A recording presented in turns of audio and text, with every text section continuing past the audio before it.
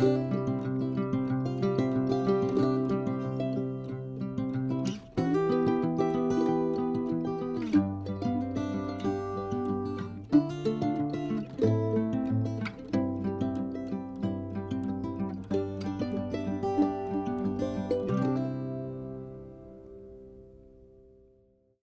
morning, Deb. Good morning, Jim. Thanks so much for the chance to be here today. Could you begin by introducing yourself? Sure. I'm Debbie Jamieson. I am the principal at Pembroke Elementary School in Pembroke, Maine. And in terms of putting us on the map, where is Pembroke? Pembroke is a little community in down East Maine, sandwiched between Lubec and Eastport, about halfway between, and it is blueberry country. It is way down east. I remember in years past, you and I have worked together. I've been here delivering professional development. And I remember stories of you, kids from this school, and this would have been pre 9/11, went swimming across the border. Did you used to take kids? We did. So we're pretty close to Canada. Oh, we are. Just next door. Deb, the MLTI, when it arrived, Pembroke Elementary School, at that time, your work was? I was a 7th and 8th grade teacher. It was actually my first year here. I moved in from a high school position teaching at our school when we wrote the application. You were selected. One school was selected from each of the 9 superintendent's regions. The MLTI arrives. Before MLTI, so before that application or anything, what kind of access to technology? What was there here? We had 6 old computers that I was sharing between 18 children. So we would have a computer lab activity. It was really limited. The internet wasn't well developed. I can't remember. I think it was Marco Polo was a site that we used, and I would have 3 children on one computer. Yeah. So. Yep. And one of them would be taking the lead, Mm-hmm. owning that machine. Mm-hmm.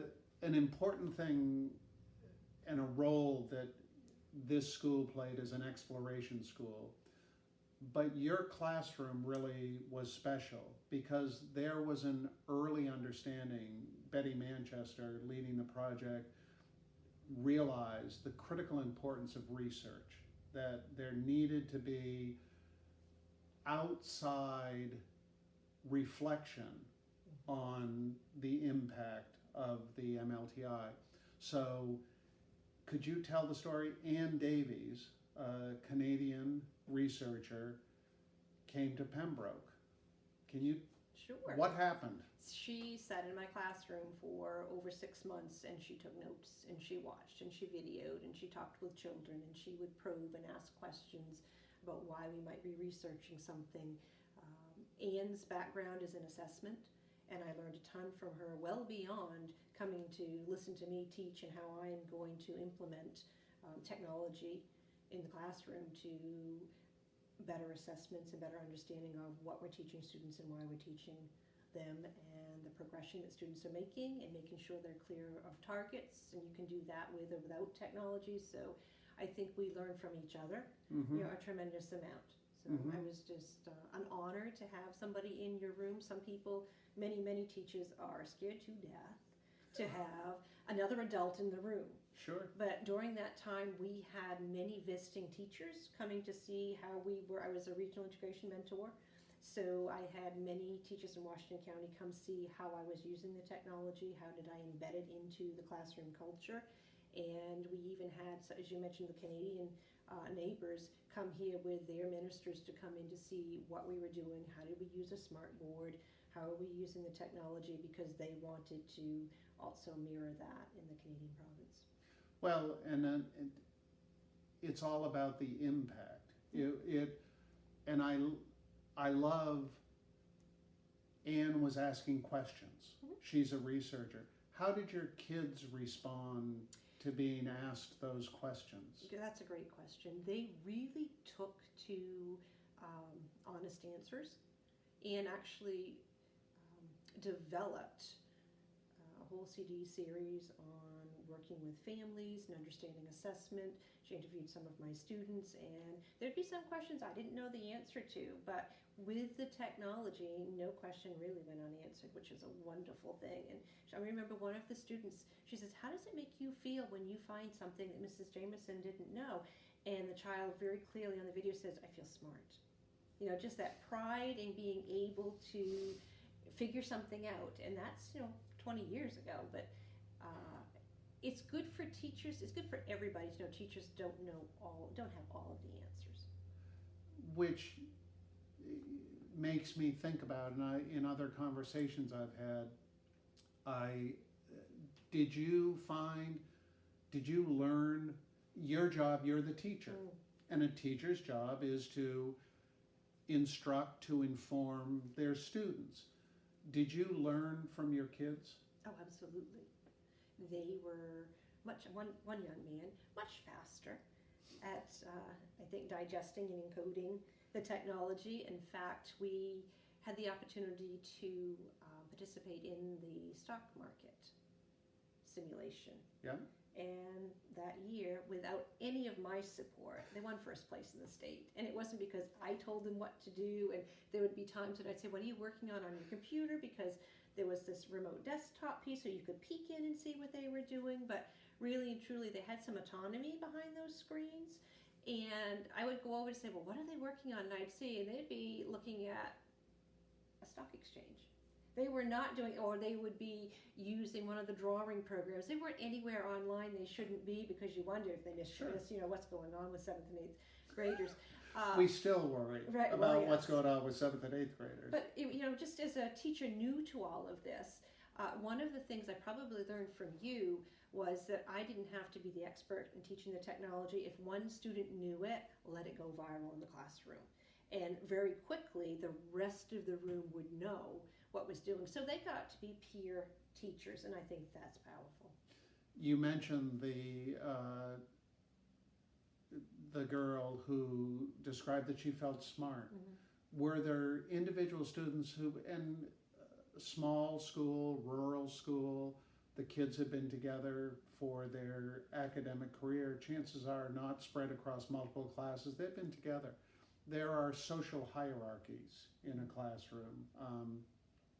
Did you ever see examples of kids who might not be perceived by their peers as top of the heap, but a child who discovered something, who developed a competency with the technology that helped their gifts be better recognized by their peers? Yeah, I did see it then, and I continue to see it today. Today, with the opportunity for students to learn coding. Yeah.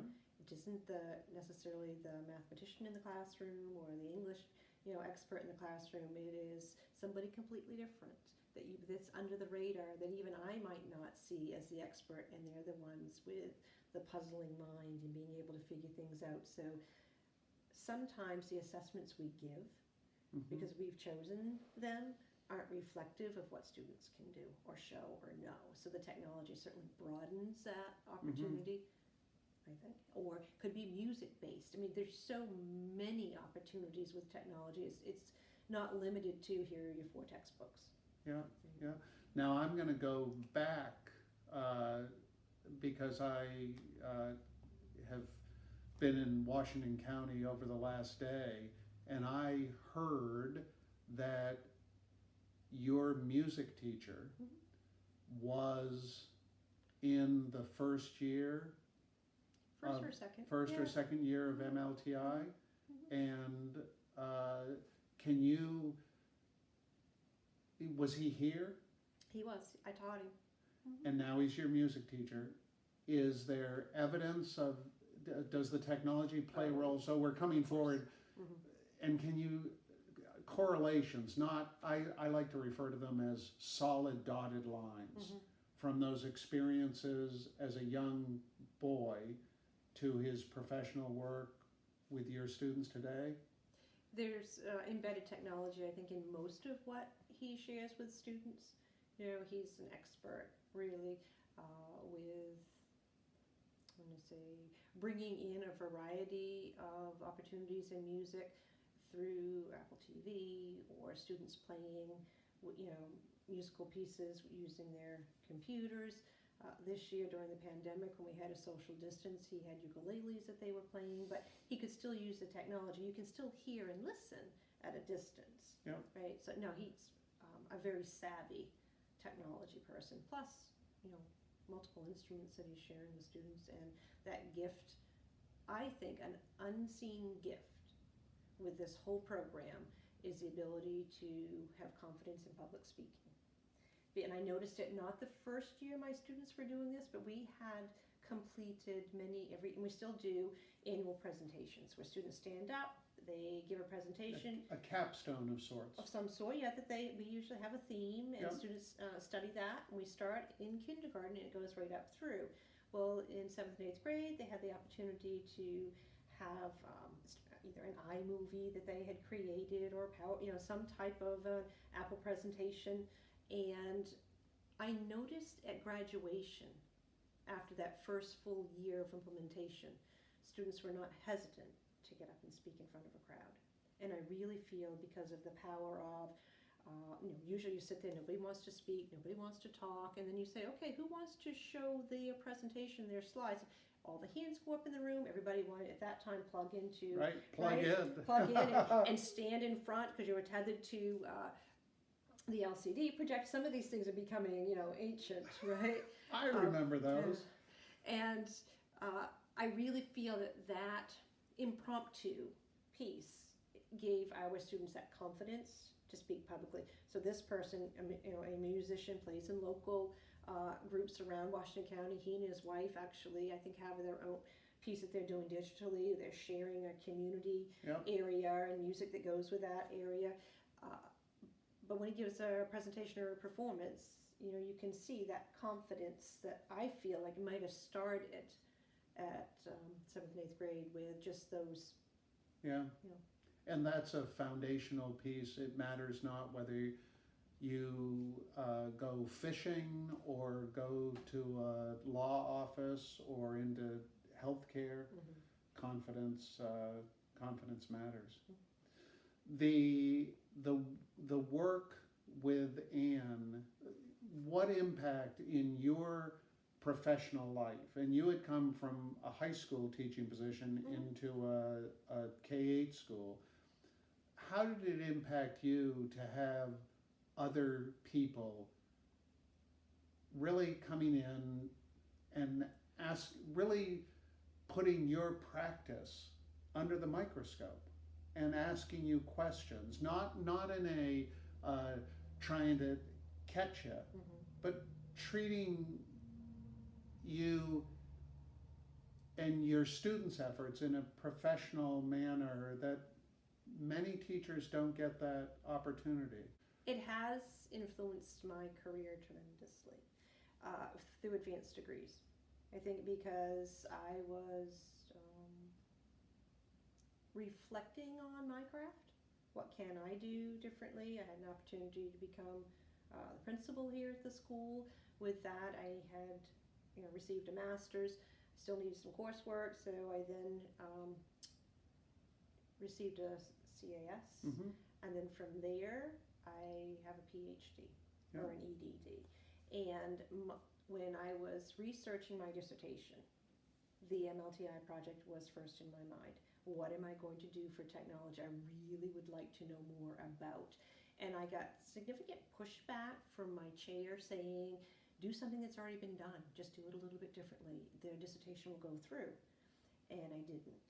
I kept going back to, what is important to my school? And at that time, our reading scores were okay, but they were not getting better. They'd get to a certain level, 5th grade, 6th grade, and I thought, well, what are we going to do? How are we going to address this? So I looked at some of the work that Dr. Liu did, I think in Connecticut, in the state of Maine, around new literacies. And then I spent time, it's like the 2nd or 3rd year I was back teaching in the classroom part-time, saying, what is it about the technology? Has it impacted our reading scores? Are they not reading more fully or in depth? Or just what is it that's going on that we might be just getting surface reading and quick answers? And with some of that research, I did find that we have to word our questions a little bit more deeply, Or if you say, who did this, they quickly go find the answer and slap it down, and there's no new learning. We forget, we just did a search, there's your answer, I'm not engaged in it. But if we ask those questions of why or how, maybe who then said we get- this and why did they, and what Yeah. words, why did they choose the words? Or with the visual thinking strategy piece, what makes you think that? What makes you say that? So where's the evidence to help support what it is you're doing? So for me, as an educator, that was a great piece to explore. I don't know if anybody else uses it or not, but I did take a piece of something that had been done, right? And Done here in Maine. done here in southern Maine, and then had it fit our school and our lens. Yeah. So, and would I have really gone forward with that if I hadn't worked with Anne and her group, and Betty Manchester and Doug Snow and I were asked to present one year at a conference in British Columbia, and had the opportunity to meet other like-minded teachers and researchers. I don't know that I would have ended up going in that direction. Yeah.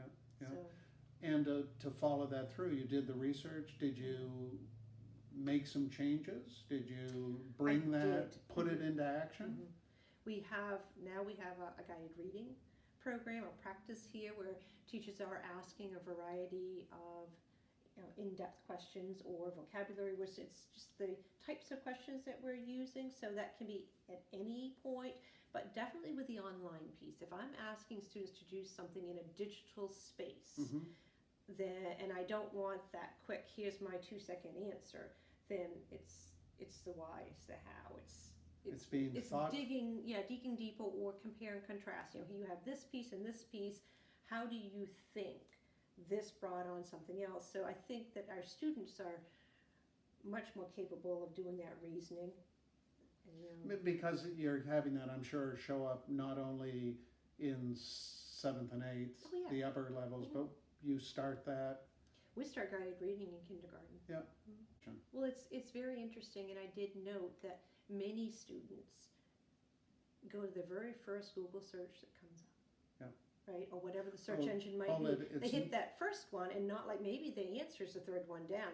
Take the time to read the And it's descriptor. Not just the students that do that. Everybody does that, right? Or to really understand the resources. Is it a .org? Is it a Right. .com or .gov? And how valid are some of the things they're looking at? Are the replies. We are, as we've mentioned, in a rural part of Maine. The arrival of the MLTI, it's not just the technology access here in the school, but no doubt across the community.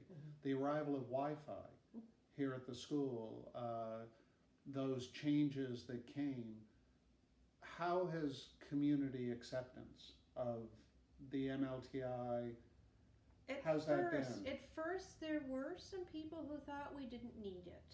Some of the folks that had not used a computer maybe in the early 2000s, and they went to school. It's that whole, Sure. I didn't need it when I was a kid.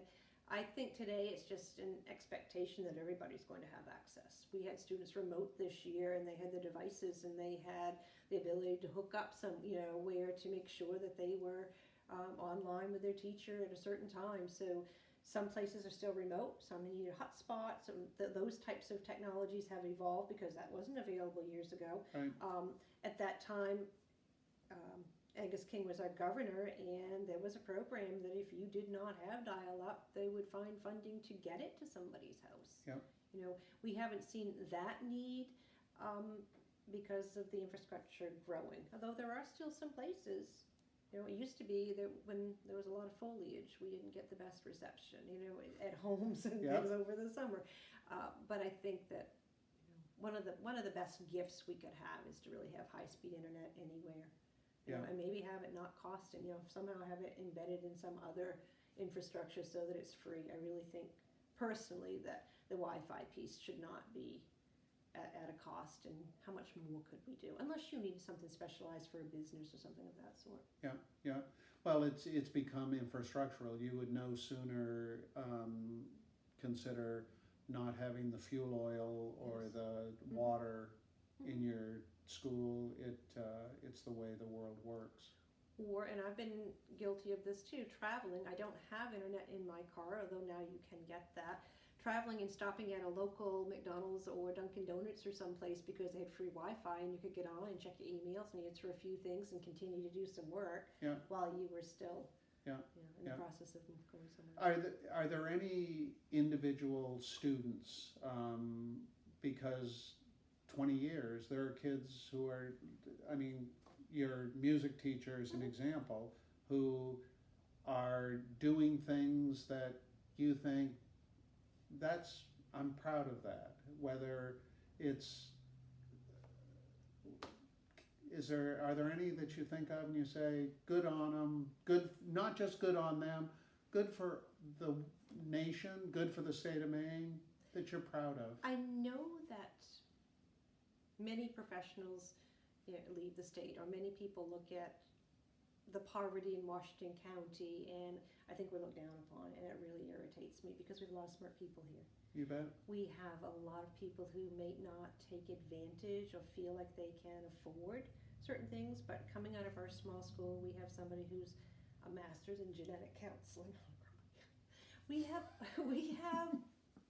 some awesome students who have done some amazing things. Amazing things. We have nurses, we have pharmacists, we have artists, we have somebody who's got a master's in art therapy. I mean, the things that they do digitally as well as just applying things, it's incredible. We have teachers. We have a teacher in a neighboring school that went through our program. So we're looking at where is that poverty, because we're seeing successes. Yeah. For 20 some years. Yeah. And it's the application, you be it nursing, art therapy, musicians, it is, what do you do with it? It's not as simple as just having it. Deb, the MLTI, the arrival of the MLTI was an innovation of the highest order, of the first degree. It literally changed the landscape. Another innovation will come to education of that degree at some time. What advice, given your experiences and the experiences of your school community, would you give to the education community as a whole the next time an innovation like this comes along? I would say we need to embrace it, to have teachers have the flexibility and the generosity to know that they don't have to be an expert to get started. No, don't hold back because of our fears. We had many colleagues that their laptop sat on a counter for 2 years. They didn't know how to use it. Right? Even though there was ample training and opportunities, it's your mindset. Don't let your mindset be one that's not a growth mindset. I think that's probably one of the newer terms that we hear, that you really should not take away an opportunity for somebody. Right? For us, the technology is a huge opportunity to connect with other schools, to go to virtual museums. This year, my 7th and 8th grade teacher had students studying countries, and they took a country in Africa and they become a tour guide. So they had the opportunity, right, to create and explore and find things in these different countries that never would have been available to them.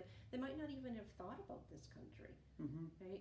To delve into what's there, how is it alike or different from what we have. And that's a pretty powerful opportunity for students. Maybe somebody will travel to one of those or someplace else and be thinking about, oh, I remember when I looked up this, and this, what is there to do, and so on in a different space. Yeah, yeah. Well, and we're in such a beautiful part of Maine, and people travel here. There are, that experience is transferable closer to home. Absolutely. Yeah. And how do you showcase Maine? Right? I know sometimes we've done walking tours. One year we had a teacher that looked at all of the older schoolhouses in Pembroke and took students around to the different places. Head of the Tide School was here, another school was here, another school was, we can't get to it because there's rubble in that area now, but how things have changed over 100 and some years. Yeah. Right? Well, and always goes back to that what's best for kids. Absolutely. The start. Deb, thanks so much for the chance to meet. And again, as I began, your work in the exploration schools and really across the entire state of Maine, as Maine was literally changing the world, your acceptance of Ann Davies' presence, reflective presence in your classroom, really made your classroom the exploration classroom for the state of Maine, which was the exploration state, literally, for the world. Thanks so much for this conversation, but also for everything you've done. Thanks, Jim. Thank you.